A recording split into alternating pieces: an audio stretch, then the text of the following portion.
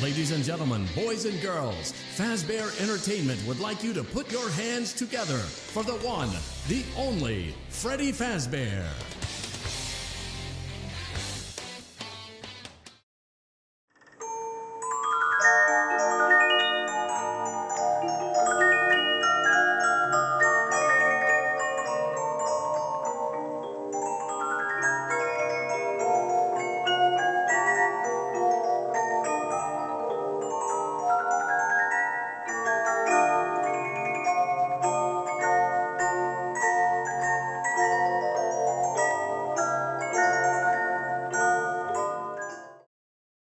Welcome to the unofficial reading and audiobook of Tales from the Pizzaplex. It's been a long time. I've been gone a very long time. But I have returned. And now I'm on the newest series that Scott Cawthon has pushed out called Tales from the Pizzaplex that I believe he has finished all the books of. So now I'll be going back in and reading every story and every book from the newest collection, Tales from the Pizzaplex. This first story is from the first book, Lally's Game, but it is not Lally's Game. We are not on that story. I know. You're confused. Why isn't it Lally's Game?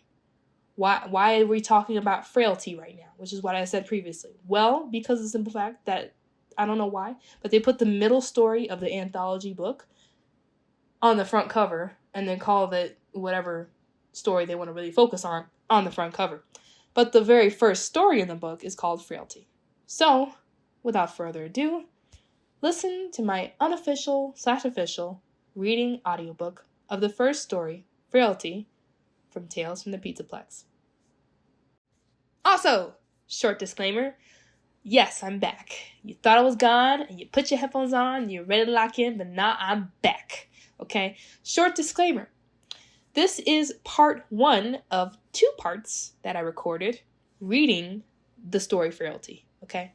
This whole video does not cover the entire story. This is only part 1, okay? So if you unfortunately listen to this all in 1 hour, you're like, oh no, what's the next part? No worries. The next part will be out tomorrow for us all to listen to and understand and hear and enjoy. But as of right now, this is part 1, and I hope you enjoy it. Get your headphones back on, get your popcorn. Let's go. The night was cold. Raindrops scattered across the road like tiny pellets. The flash of red and blue emergency lights reflected off the wet pavement and the wreckage of a crashed sedan against a broken tree. "Come on, kid, stay with me," Jack, the EMT, whispered. Drops of rain rolled off his face while he pumped his hands against the ribcage of a teenage boy. "Clear," his partner, Dave, yelled. Jack raised his arms as Dave charged an electric current into the boy's heart. The boy's body jerked on the wet gravel road. Jack started pumping the kid's chest again. "Come on, kid. Come back to us." "Still no pulse, Jack. It's been too long. We gotta call it." "Once more. Come on, kid." Again, they tried to revive the boy, but to no avail. "Dang it." Jack sat back, wiped rain and sweat off his nose and his wrist. "Call it." After a moment of regret, Jack covered the kid with a tarp. He stood up, gave himself a minute. It was always painful to lose someone so young. He heard a rock skitter across the ground. Jack swiveled his head towards the black brush from behind the tree. Was someone there? Maybe an animal? He couldn't see anything through the curtain of rain. He rolled his shoulders, picked up a medical bag, and turned away. "Let's pack up and get the coroner here." "Kid didn't make it?" Officer Manor asked him on his way back to the ambulance. Jack shook his head. "Not this time." "Too bad. This road is dangerous, let alone during a storm like this." "Don't I know it with the calls I've had here in the past," Jack trailed off as he placed the bag into the van. Officer Manor nudged his flashlight towards the dark. "And right here, near a cemetery of all places. Bad vibes, I think." "Just a coincidence," Jack said. A sudden movement caught his eye.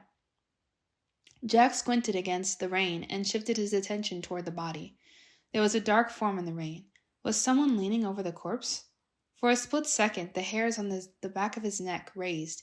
Then he shook the feeling off. He blinked to make sure his eyes weren't playing tricks on him. There was someone, short, slim, frail. The form hovered over the dead boy's body, doing some kind of motion with its hands, back and forth. Then he saw it. A knife. Jack stepped forward. Hey, get away from him! The dark form jumped up, long wet hair covering a face. Light glistening off the weapon, and something swinging from the figure's hand. Then the little thing ran away, back into the darkness of the brush. What happened, Jack? Officer Manor asked, scanning the darkness. Jack pointed towards the dark brush. I saw someone leaning over the body. It was another kid, I think. Maybe a girl? Officer Manor walked around, shifting his flashlight around the scene. He came back with a slight twist of his lips. You sure about that, Jack? A young kid walking around in this?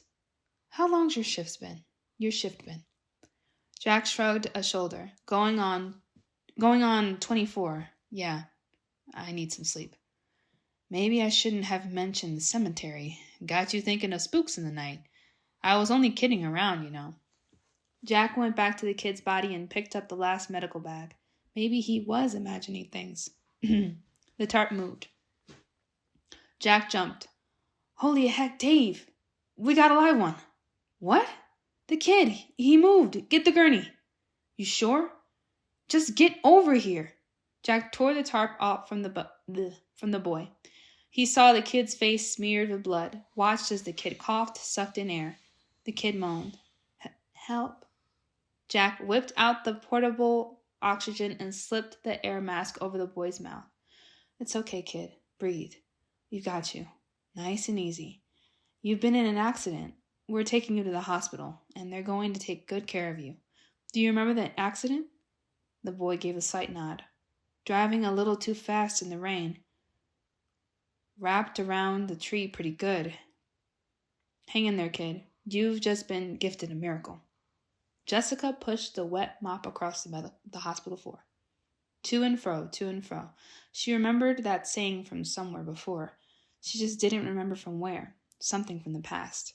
A shudder ran through her as her hands trembled on the stick of the mop. She tightened her grip so it would stop. She felt the hospital staff walk by her. She felt them look at her. She tilted her head towards her thick black hair curtained her face as much as possible, not to be seen, not to be noticed. No one said anything to her more than necessary. She did not speak to them unless spoken to. She performed her job each day after school and mopped the floors of the children's medical wing. To the scent of sanitizing cleaner and the dismal odor of the sick, she listened to the murmurs of the staff. She paid attention to the beeps of medical machines hooked up to sick children. She studied the various footsteps she heard on the hard tiled floors.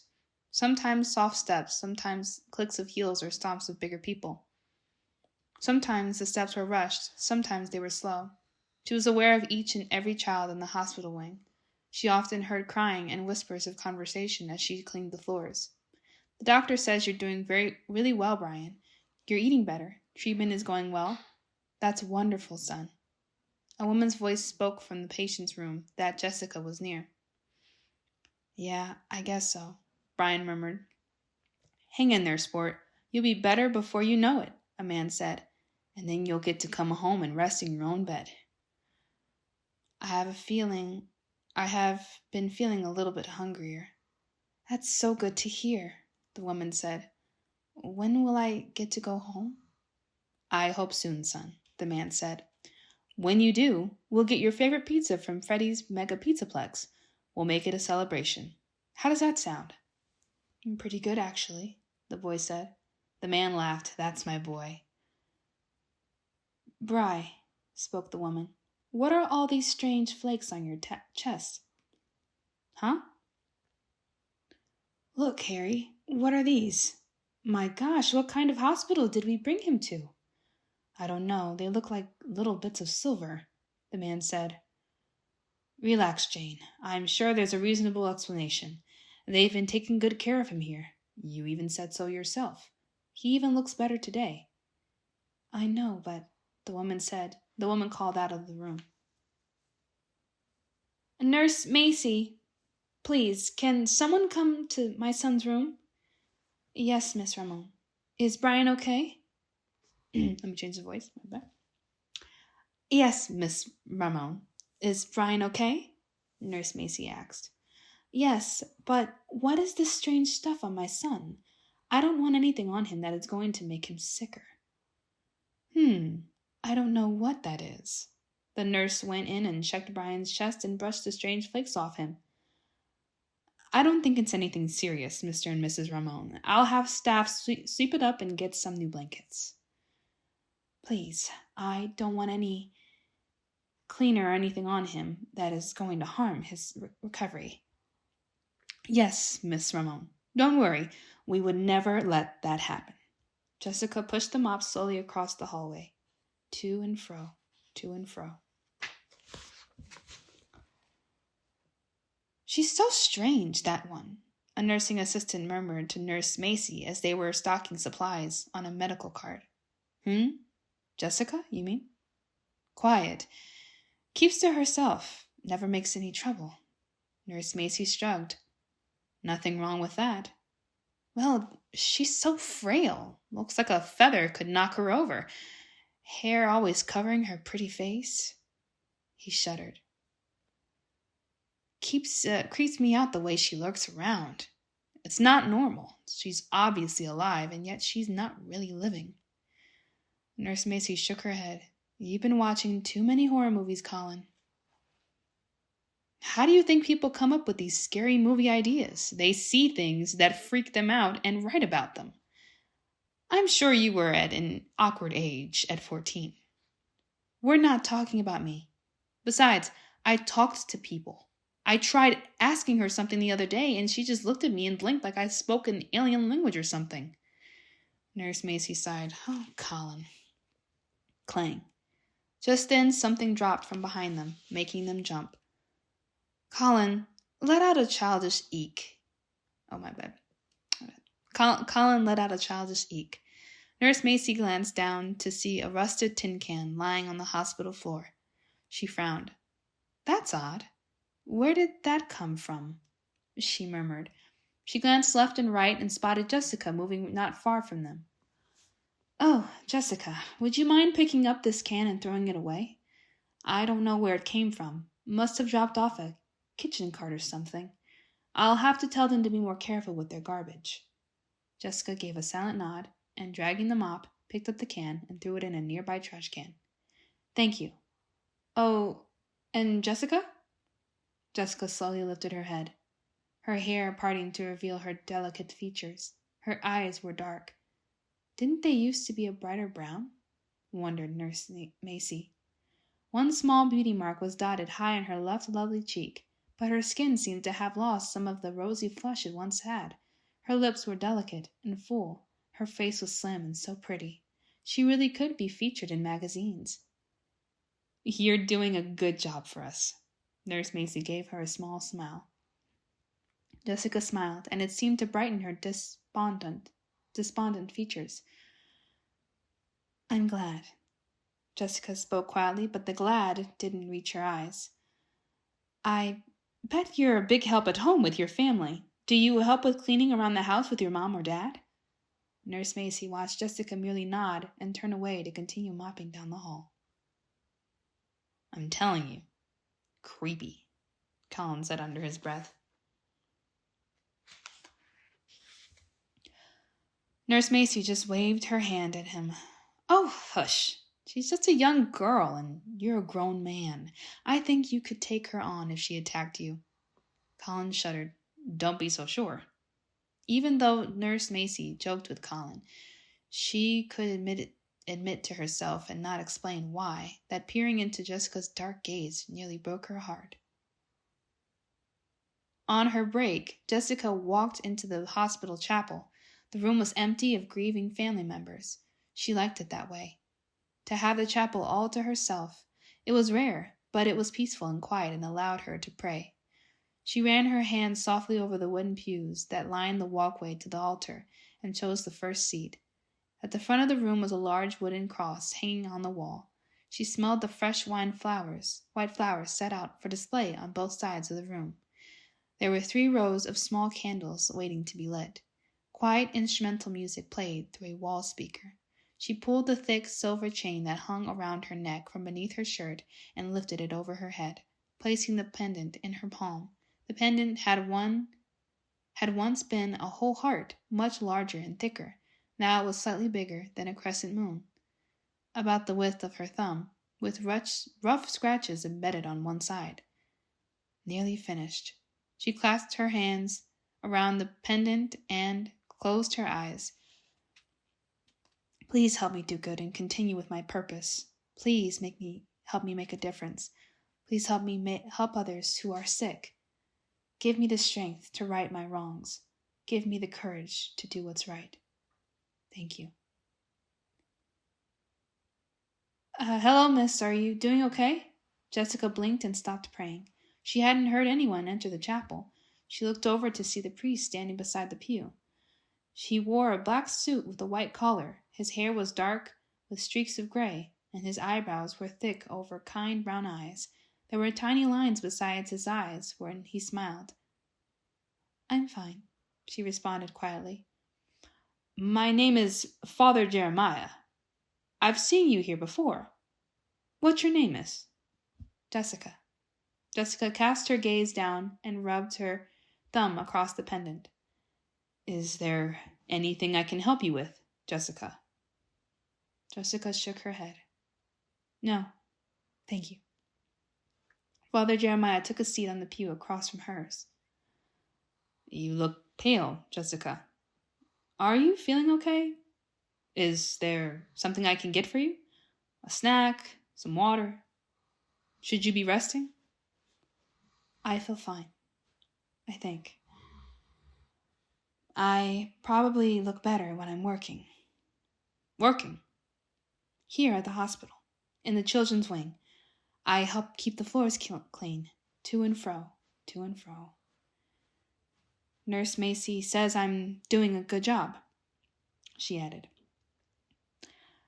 She hoped she was doing a good job. This job had been the perfect opportunity to get closer to those who needed her help. It was rare for her to come across others who were sick in the outside world. She'd heard the car accident last night by chance. A miracle, some might call it. She'd heard the terrible screech of tires, the harsh crash of the car against the tree. It had taken her time to get there through the heavy rain. She had watched the ambulance come and the EMTs try to save the boy. They hadn't been able to save him, but she had. She was glad she'd been there to help. She'd cut it close, though, and nearly been caught. She could never allow that to happen. Ah, yes, I know. Nurse Macy. A very caring nurse. Father Jeremiah nodded. I'm sure you're doing a good job. He cleared his throat. Jessica, some people come here asking for help in their prayers, and I often listen to those who have burdens to release or healing to experience. Expressing our worries, our problems, helps us to let go of what is heavy on our minds and hearts. Jessica simply said, That's nice. She felt she was already letting go of something very important in her own way. She never shared her thoughts with anyone because no one would be able to fully understand what she was going through. If you ever feel the need to talk to someone, I am here nearly every day to speak with, should you choose. I am happy to help in any way I can. Jessica nodded her head, keeping her eyes downcast as she rubbed the pendant with her thumb. What is that lovely charm you have there? It must be very special to you. Jessica merely continued to rub her thumb over the pendant and didn't speak any more. After a moment, Father Jeremiah said softly, Peace be with you, Jessica, and left her alone. After a few more moments of prayer, Jessica slipped the chain back over her head and rose from the pew. As per her usual routine, she went to one of the single hospital restrooms. She locked the door and walked to the small mirror above the sink. She inspected the dark circles under her eyes and the paleness of her delicate skin. Some might think she was lovely, but the truth was she looked frailer each day. Being lovely was once all she had ever wanted. She could feel the weakness take over her body with each child she helped, with each scrape of the pendant. She wore a black sweatshirt and black pants, and even black sneakers. Black wasn't a welcoming color. It kept people away from her. It helped her remember that she wasn't there to enjoy life, but had to stay focused on her purpose. From her pant pocket, she removed a compact powder. She opened the lid and patted the soft applicator to the powder and dotted her face with the concealer. It was a pretty soft ivory that gave her a fresher look. After she put the compact away, she pinched her cheekbones and gave herself a little color. Her eyelashes were naturally dark and thick, and her lips full and pretty. When she used to smile, people would smile back at her and be interested in what she said. Jessica used to feel that certain things were important, like how she looked, the best clothes, the coolest friends, the cutest boys, but they actually weren't as important as she had once thought. Now everything was different, and she never smiled unless she had to. Jessica left the bathroom to return to work. The lights were dimmed for the evening, and the staff had quieted down. As she pulled the mop and rolling pail from a cleaning closet, she heard the faint sound of cartoons playing nearby. Setting her mop aside, Jessica followed the sound to a new patient's room. A little boy with brown hair was curled up on his side, asleep, holding a green stuffed elephant. He was alone. Jessica turned to glance behind her and saw no one looking in her direction. She walked quietly into the room and pulled her chain over her head, grasping the pendant. She slipped her knife out of her back pocket and opened the blade. If someone walked in, they'd think she was trying to hurt him. No, she would never dream about hurting anyone. She wanted to help him in a way only she could. She never told anyone about her purpose of helping those who were sick. Others wouldn't be able to understand. She hadn't understood, either, until she received the shock of her life that she was no longer the girl she once had been. Beside the bed of the little boy, Jessica began scraping roughly at the pendant with her pocket knife. Little shavings of silver drifted down on the boy as he slept. As she scraped, her chest seemed to tighten, her pulse slowed, and her breathing became shallow. These feelings in her body were how she knew she was helping this little boy heal. When she felt it was enough, she slid the chain back over her head and the pendant once again under her shirt, closed the blade, and put the pocket knife away. The little boy blinked his eyes open. Blue eyes gazed at her with interest. "Are you an angel?" he whispered. "No," she whispered back. "I'm no angel. Go back to sleep." "But I'm not sleepy." Jessica's lips twitched. "Your eyes look pretty sleepy to me. I think if you close your eyes and count sheep, soon you'll get the rest you need to make yourself strong." He scrunched up his nose. "Sheep? Why sheep?" "Okay, what would you like to count then?" "I think I want to count elephants. I like green elephants." "Okay, you can count elephants. Go ahead, close your eyes and count." The little boy closed his eyes as he said, 1 green elephant, 2 green elephants, 3. Soon he drifted back to sleep. Jessica turned to leave and nearly stumbled as a wave of weakness washed over her. Something skittered across the floor. She held on to the doorframe and balanced herself as the fainting feeling went away. She licked her dry lips and spotted a rusted spring just by the doorway. Her eyes widened. She quickly snatched up the spring and walked out of the room to finish her work for the evening. Jessica sat alone at a lab table in science and engineering class at West Wilson High School. She preferred sitting alone, but it always seemed to happen naturally. No one dared to sit next to the weird girl who barely spoke, who barely participated in their world. She felt tired and distant. Miss Willoughby was droning on about a new project, and if she let herself, Jessica could drift off to another place in her mind, away from this present reality. She wasn't sure why she continued to go to school. Maybe it was to keep up the pretense. Her old life was now far behind her. There really was nothing here for her other than she didn't want to make things difficult by drawing attention to herself by missing school or even getting bad grades. She really could do without the many scents of perfume, body odor, and junk food that surrounded her every day. The boring lectures, the teen gossip, the stares from teachers and students, and not to mention the overall loudness of school, pounding feet, yelling voices, slamming lockers, music playing, cursing, crying, and laughing. So much noise. So many constant reminders of kids her age who were normal, with friends, teenage problems, and families at home who loved them, even if they didn't always remember to be grateful for them. Jessica had a home once. She had a family. She'd had everything, and one day she gave it all up by making the wrong choice. If there was one thing Jessica had learned in her life, it was that some choices couldn't be reversed, and the only thing to do was move forward the best that she could. "Look, it's the creepy girl," a student whispered behind her. Someone giggled. "She really speaks. What's the matter with her?" Another girl wanted to know. "She's like a mannequin who barely moves."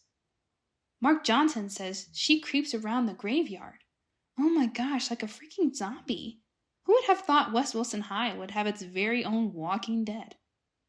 Jessica didn't say a word. She'd heard it all before: zombie girl, mannequin, dark witch, the walking undead. Although she did her best not to draw attention to herself, she still did. Just not the kind of attention she used to receive. She'd become the target of mean gossip, teasing, and sometimes pranks. Overall, she was a loner. A girl who was often avoided as she walked school hallways or sat in the cafeteria at lunch, which suited her just fine. The more she was avoided, the easier it was to check out of this present high school reality. There were a few more whispers from the girls before something small hit the back of her head and dropped to the floor.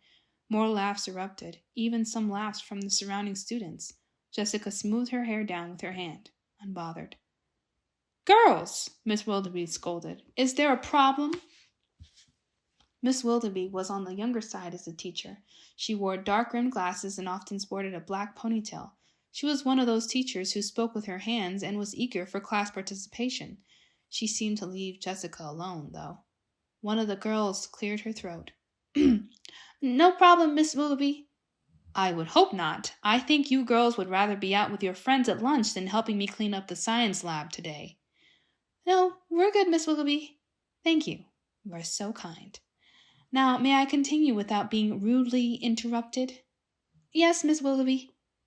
The girls answered together. At the lab table next to her, a boy picked up the used eraser and had bounced off Jessica's head.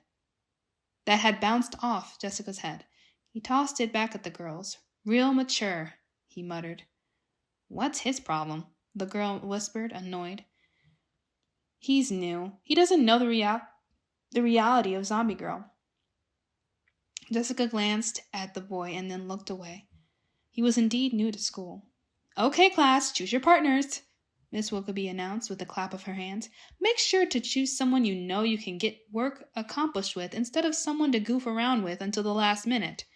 This will be 50% of your quarter grade, so make it good." Jessica blinked. Choose your partners. What had she missed? The new boy stood and came to her table. "Hi," he said. "Want to be partners on the project?" Jessica swallowed hard. She supposed she had to. It wasn't like she'd get another offer. She nodded. He sat next to her in the empty chair. "I'm Robert." "Jessica." "This project is gonna be kinda cool, huh?" Jessica slowly nodded, unsure what it was about.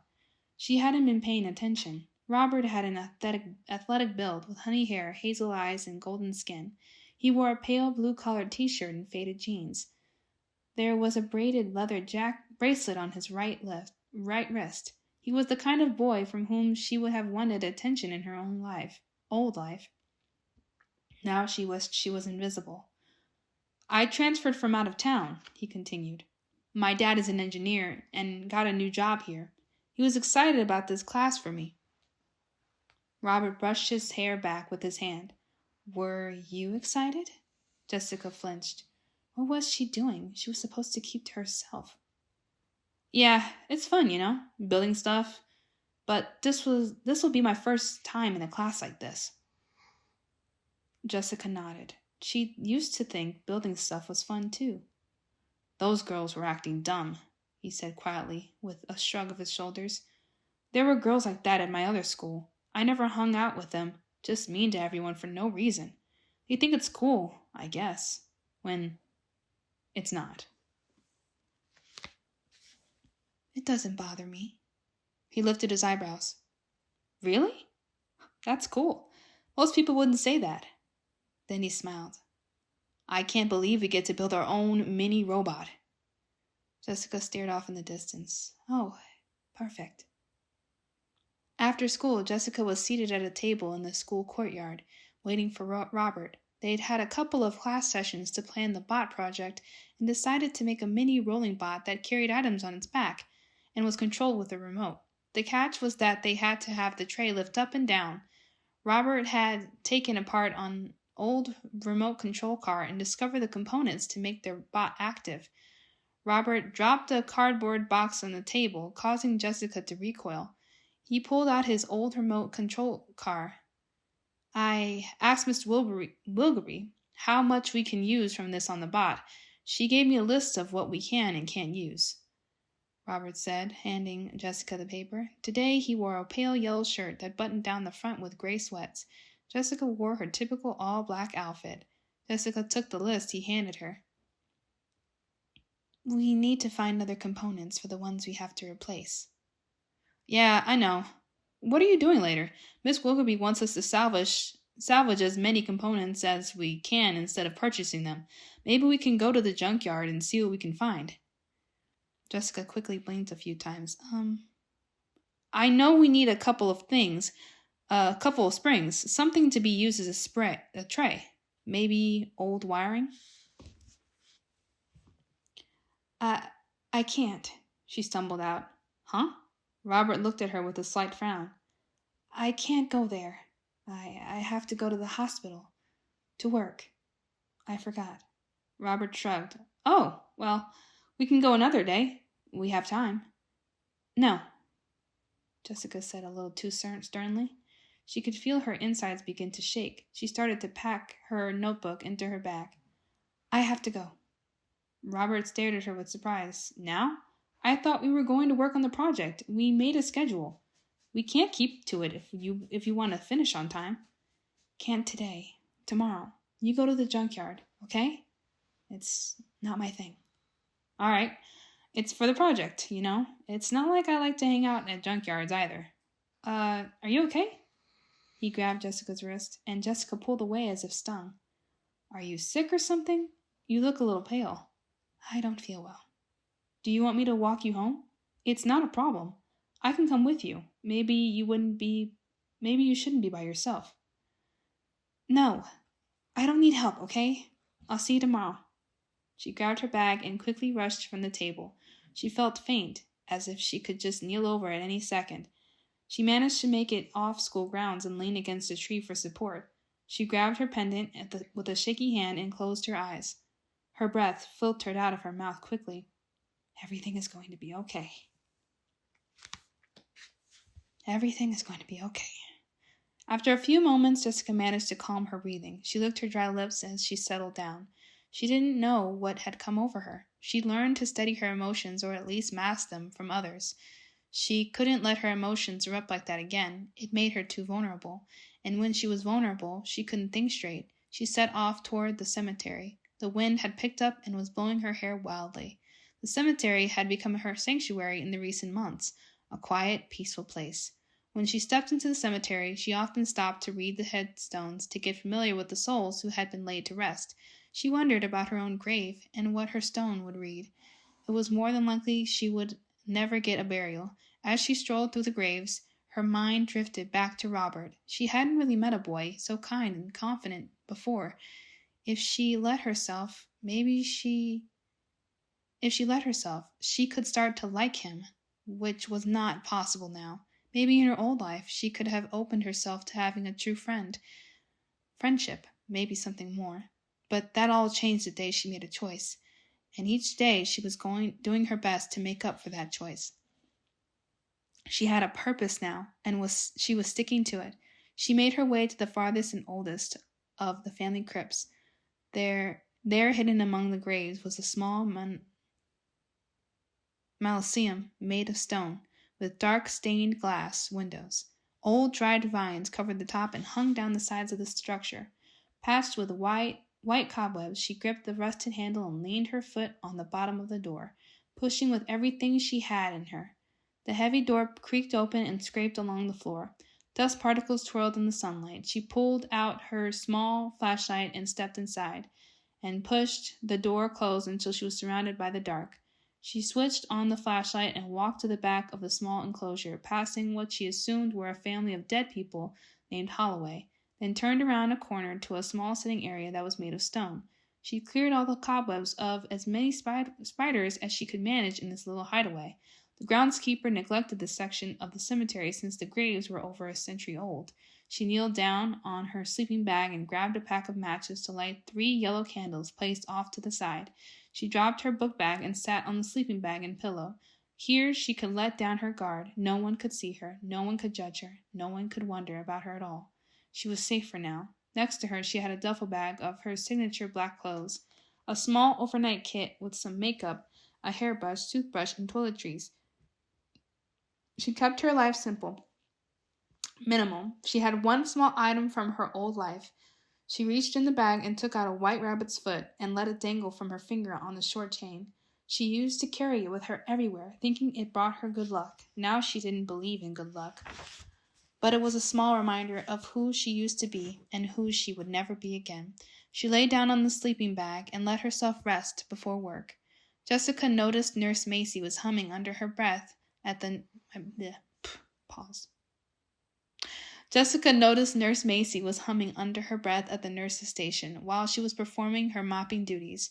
It was mindless, really. Mindless in a weird kind of way. Weird was the theme of her life these days.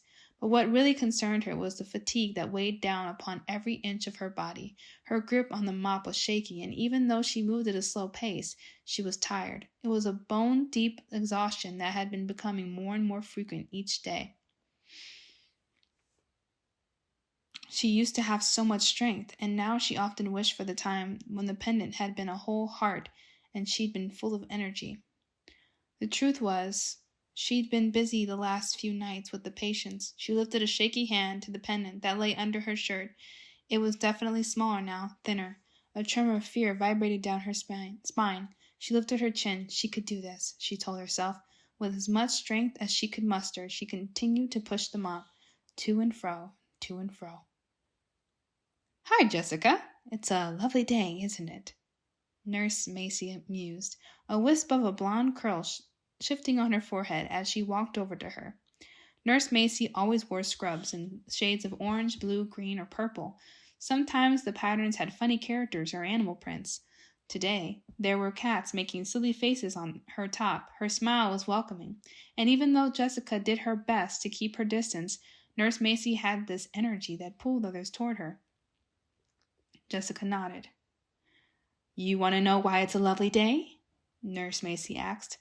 Jessica paused and looked at her expectantly. "Most of our patients in this wing have improved in some way," she said, with a bright smile. "They are eating, even smiling. Most times there's a heavy sadness that you feel around this floor. But now, today is a good day, when there are smiles and meals being eaten, and pain has decreased. It's like magic. In my line of work, you have to take the wins when you can get them, Jessica. You remember that. Take the wins when you can get them." Jessica liked that. She'd remember that advice. Nurse Macy gazed into Jessica's eyes. "How are you feeling today, Jessica?" Jessica looked away. "Good." "That's nice. Anything new going on in your life?" "How's school?" Jessica's grip tightened on the mop. "Nothing new. Everything's good." "Glad to hear it. Well, duty calls. See you later, Gator." Jessica watched her wave off to visit another patient, even though she enjoyed being around Nurse Macy.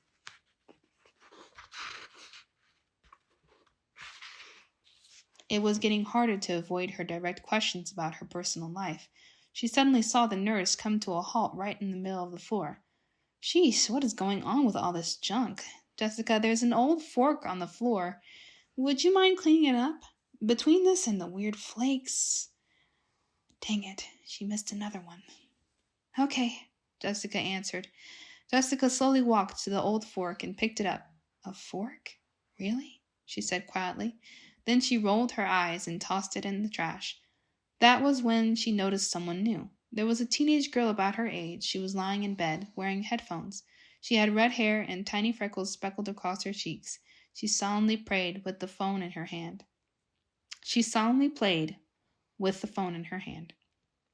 There were 3 empty Jell-O cups on her side table. Jessica pushed her mop pail closer to the room, and the girl noticed her. She pulled off her headphones. Hey, she said to Jessica. Hi, Jessica said. You work here? Jessica nodded. The girl frowned. Why would you want to spend your free time around sick kids? Because I want to help them. It's a job, she said instead. What's your name? The girl asked. Jessica. I'm April. I was admitted early this morning. I'm not handling my treatment well this time around. You probably see a lot of kids like me around here. Sometimes, she said. Doesn't it bother you being around this? She waved her arm around her. Jessica shook her head. Am I supposed to treat you differently? No, but a lot of people do. You don't know how many times I get looks of pity or sadness and sometimes fear. Like if they are near me long enough, they might get sick too. I don't see that in your eyes. They stared at each other for a few moments. Then Jessica said, Gotta get back to work. Okay, you should stop by sometime. I'll be here, unfortunately, eating lime Jell-O. Jessica nodded as she pushed her pail away. I got some springs, wiring, some bolts, and metal slats. What do you think about this tray? It's an old one, but it's cool, right? Robert said to Jessica as they sat at a lab table in class. Just the right size for the mini-bot. Jessica sat quietly looking at the items the robot had apparently salvaged from the junkyard.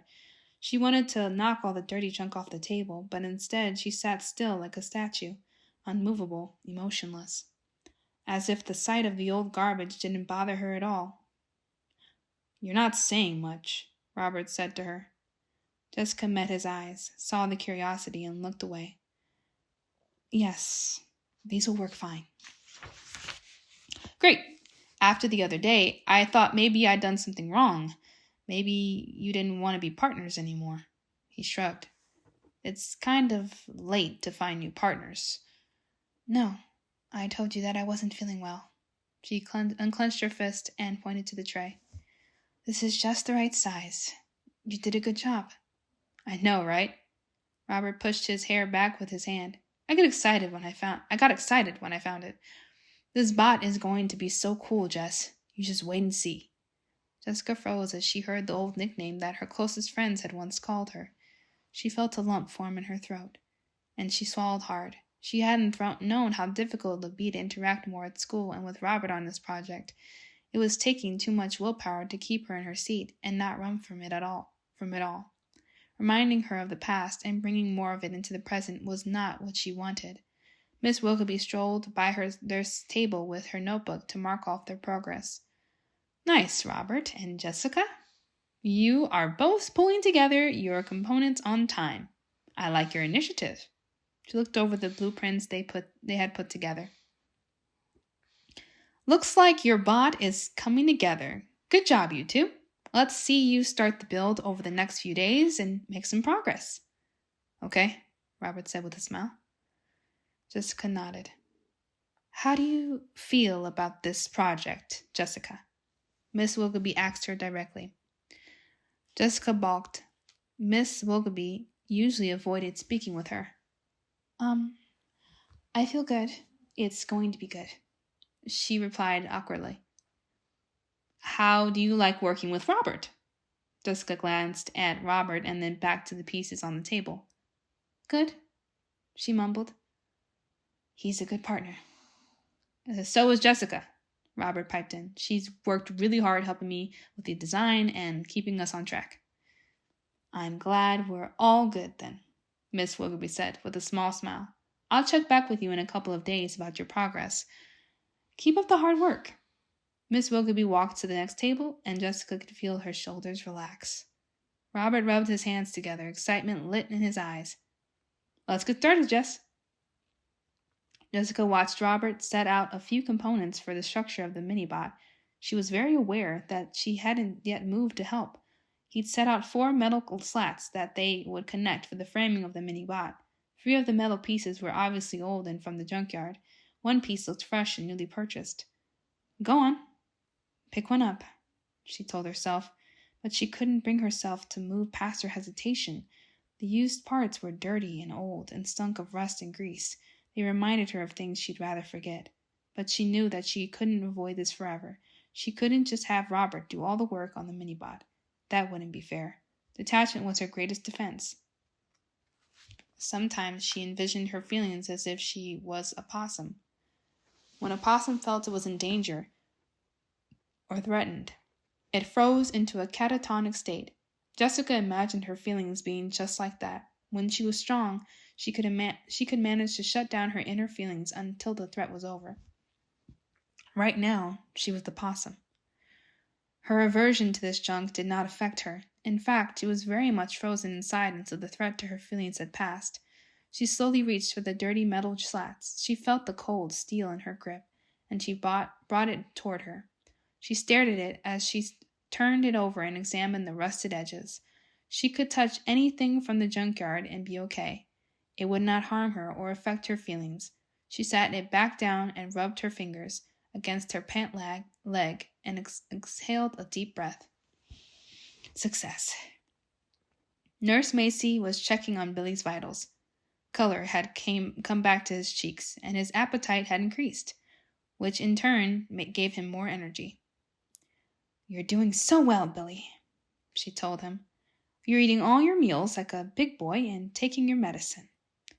"I am a big boy," he declared as he zoomed a toy airplane over her arm. "Yes, you are."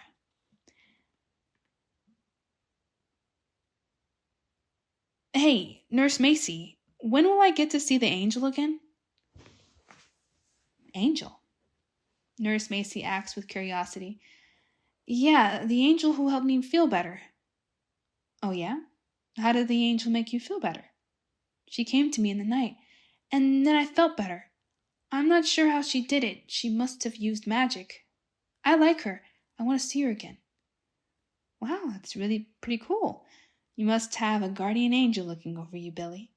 Billy lifted his little fists up in triumph. "Yay, I have a guardian angel." As he shifted, tiny specks fluttered on his blanket. Nurse Macy spotted the flakes of silver with dismay. What was this stuff? She quickly brushed them off Billy's blanket. "Yes, you are a lucky boy. I'll check on you later and bring you some pudding. How does that sound?" "Yum! Chocolate, please." "You got it," she said. "I'll be back in a bit." Just then, there was a loud clang from outside Billy's room. Nurse Macy started. What in the world? She walked out of the room, and in the center of the hallway she found a piece of a car muffler. Frustration coursed through her. This is getting ridiculous. Who is playing these pranks? She spotted Jessica nearby, mopping.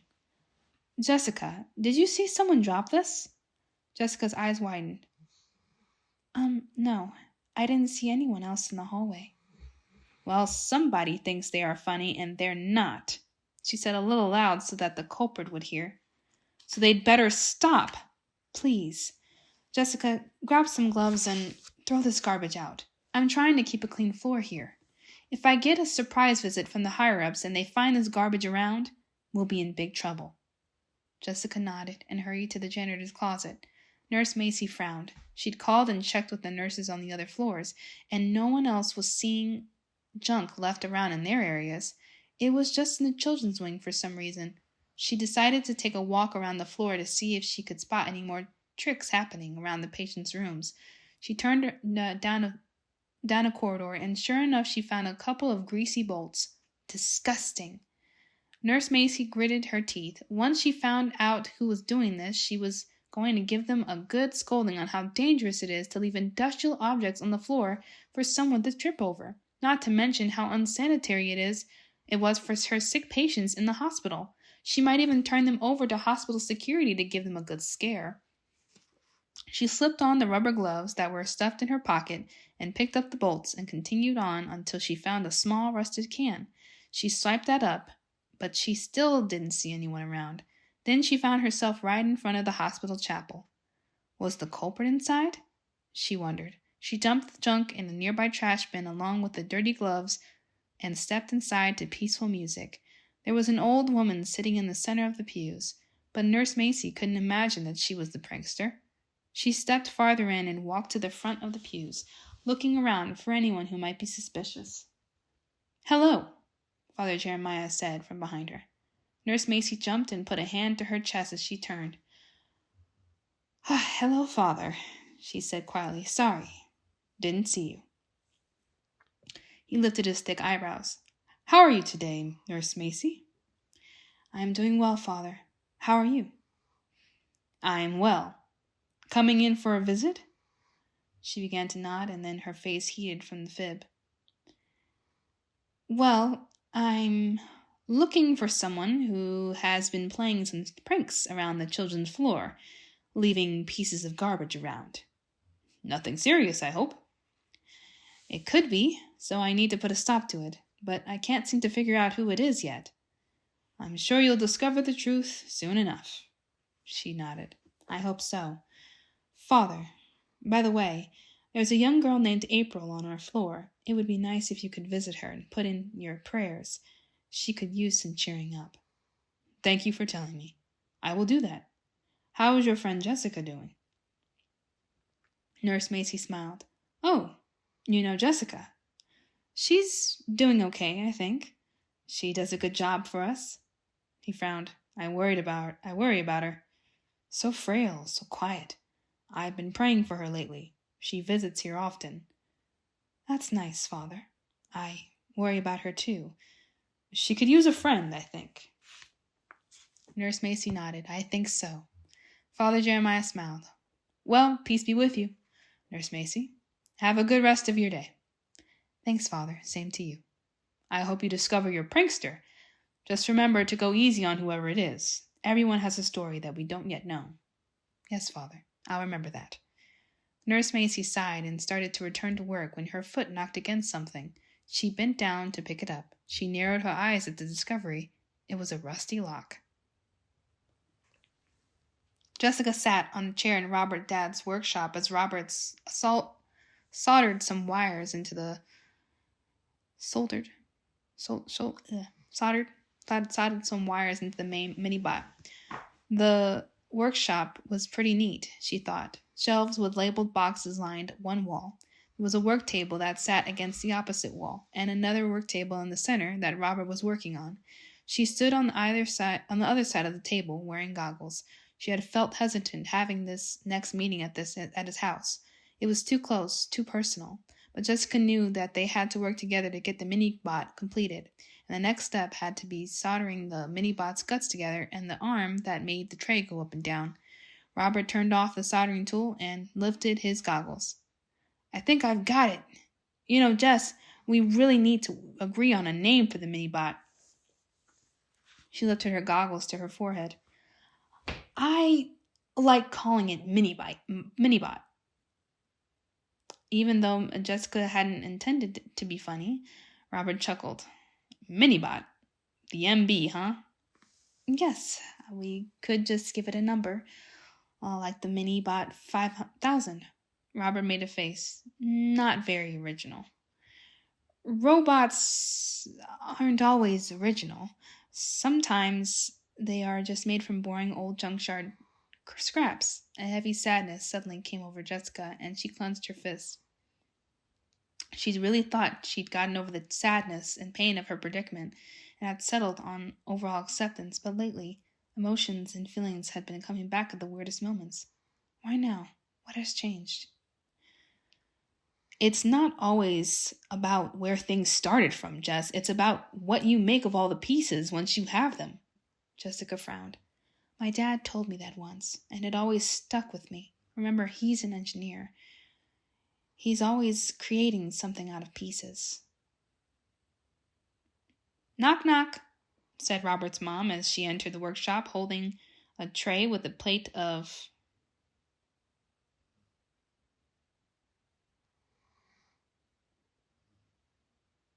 Who said that? Jessica frowned. My dad told me once that it's always...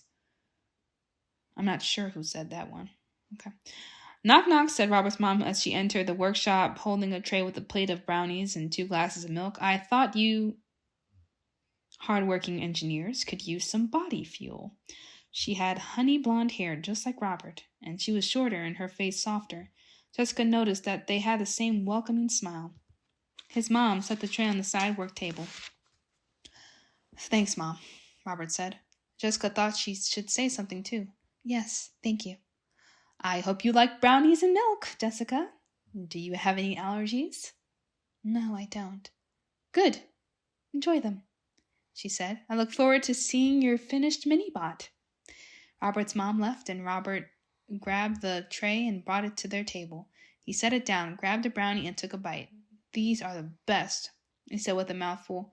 My mom is an awesome baker. Try one. Jessica was hesitant to take one. She watched Robert chew his brownie, then gulp down some milk. The truth was, she used to love brownies. They were her favorite dessert, but she never treated herself anymore. Never allowed herself to enjoy sweets or anything that connected her to her old life. She believed she didn't deserve them anymore. Come on, you know you want one, Robert said to her. Jessica tilted her head to the side. I guess I can have one. Are you not supposed to eat sugar or something? Not really. Jessica reached for a brownie. She could already smell the cocoa and the butter. She took a small bite and closed her eyes. The brownie tasted heavenly. Oh my gosh, that's really good, she murmured, enjoying the sweet treat. I told you, the best. Baking is one of my mom's favorite hobbies. Jess, Robert said, you haven't told me much about yourself or about your family. What do your parents do? Jessica blinked. You never asked. Well, and I'm not much into sharing, she interrupted in order to sidestep the conversation about family and took another wonderful bite. He smiled. Like I couldn't tell. You're not like other girls. I know. I'm not trying to be conceited. I just know that I'm different. Weird. I wouldn't call you weird. I mean, other girls I've met like to talk about themselves, sometimes too much, worry about a lot of drama. You handle things differently, quietly. It's nice. Jessica didn't know what to say. Anyway, he continued on, then cleared his throat. You know I'm new here and I don't have many friends. Yes. You heard about the prom coming up? She nodded. I'm not a junior. Yes. You heard about the prom coming up? She nodded. I'm not a junior. I am. Jessica met his eyes, and Robert seemed to blush. He brushed a nervous hand across his hair. I wondered if you would like to go with me? What? To the prom. I thought it would be fun to go together. Jessica stared at him in shock, her brownie half eaten in her hand. She was actually speechless. She'd worked so hard to separate herself from school, from others, to be as invisible as she could make herself. And now she'd met a new boy, who strangely didn't think she was weird and wanted to take her to the prom like a normal teenager. It's in a week, he said quickly to fill the silence. Do you think you'll have to work? Maybe you can request it off. His cheeks reddened. I mean, if you want to go with me, unless you were already asked. Who would ask the zombie girl? No one's asked me. Robert smiled. Then what do you say, Jess? Would you like to go with me? That night, Jessica rushed to the hospital chapel. Hold on. Her heart was beating fast. For the first time in a while, her goal was skewered, as if she couldn't see the finish line anymore. And it didn't feel good at all. Bane! Hold on. Bane! Wake up, bud. You're in a deep sleep, man. You're messing up my stuff. My goodness. It's crazy. Okay. Relax. All right. That night, Jessica rushed to the hospital chapel. Her heart was beating fast. For the first time in a while, her goal was skewered, as if she couldn't see the finish line anymore, and it didn't feel good at all. She sat down on the first pew and stared off into space. She didn't know what to do. She had left Roberts awkwardly, telling him she had to find out if she could get the night off. She'd let him know, and she'd come straight to the chapel for guidance. She pulled the pendant over her head and clenched it in her hands, closing her eyes. Please let me know what to do. Please guide me. I never thought this would happen. I had made a plan, and now things have changed. I did my best to keep to myself and do the right thing, and now everything seems to be falling apart. Should I pray with you, Jessica? Father Jeremiah asked from beside her. Jessica swallowed.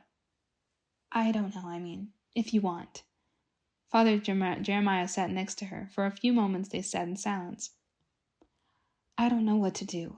Jessica finally spoke to Father Jeremiah as she stared down at her pendant. I always believed this pendant gave me strength, so that when I worked around the sick children, I could give them a piece of it to help them too. I had thought I had found this job for that reason, to help others, to redeem myself for the bad choice I'd made in the past. But now things are changing, and I find myself wondering if it's okay to give to myself again by having some of my own life back, something normal. I'm not sure if that's okay, though. And the worst part is that I had been so certain that I was on the right path. Why do you feel you can't give to yourself, Jessica? Because of the past. A tremor radiated through her body. The past, the horrible past. I just didn't make the right choice. That's how I got where I am. I gave up everything. So there had to be a good reason for that, right? And now I'm asking just for a little leaning. Wait, hold on. I was on a monologue. I wondered. That's the wrong one. Hold up.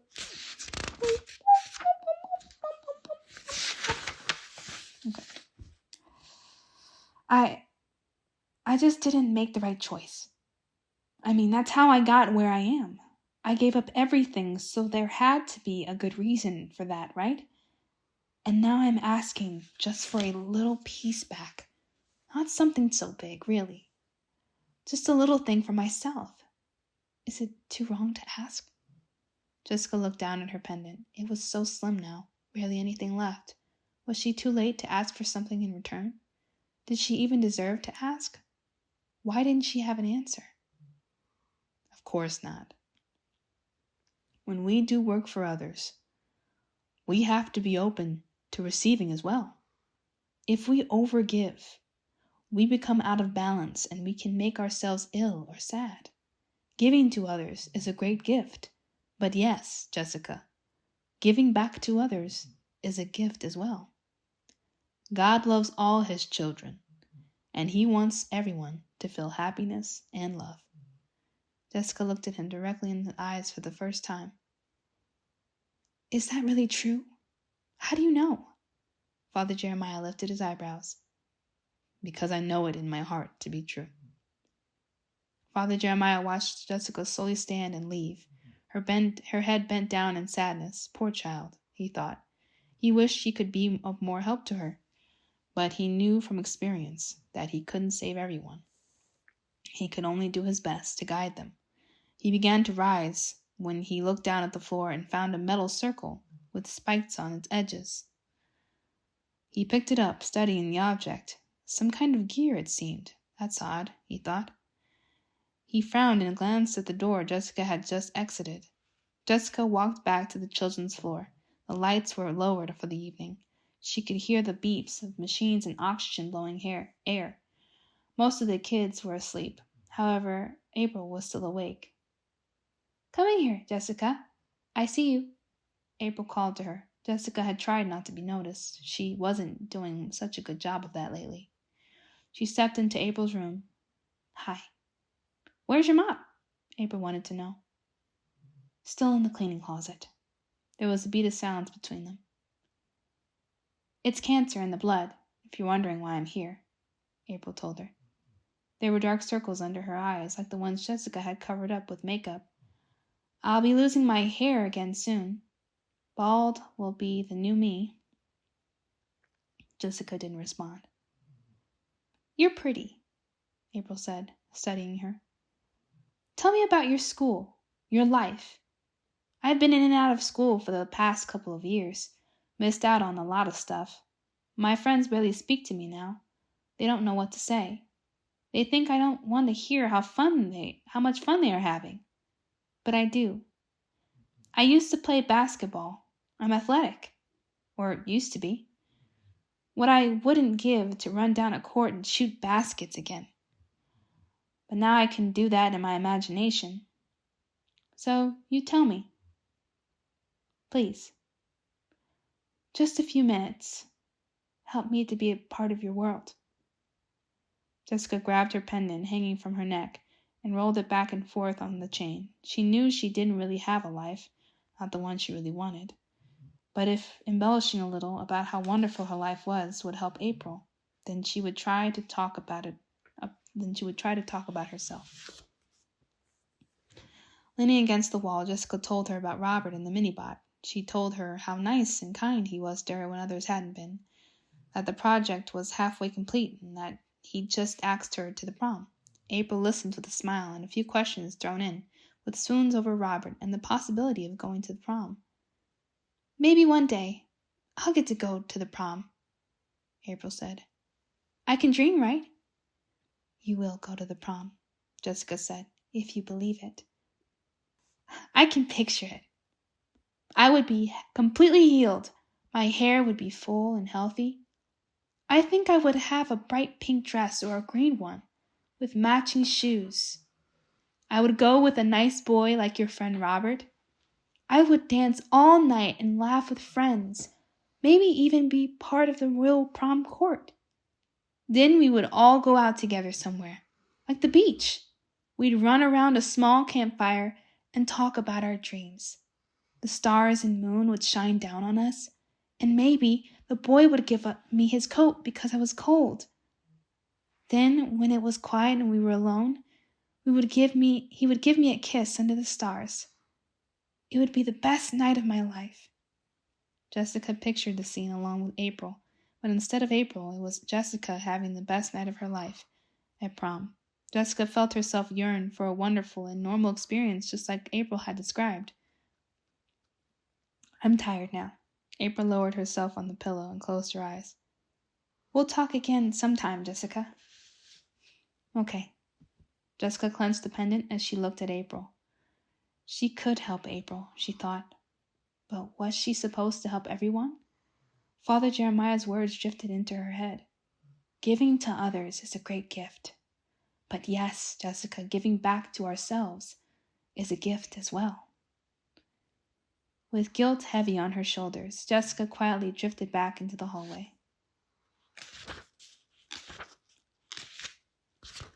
And with that, we end with part 1. Part 2 is probably going to be a little shorter because I'm a little farther along. But I hope you enjoyed this. I will be editing this later. Let me know if you prefer the commentary version, which was the original one, or more of like the narrative, just like pure reading of what I just did in this one. But yeah, I'm gonna edit this later. I think I have like just this, so this entirety should be like an hour and 7 minutes long for the first part. I really like this. This is excellent writing. So far, I'm really excited to see how it's gonna end, and meet me back in part 2. And I will see you later. Bye-bye.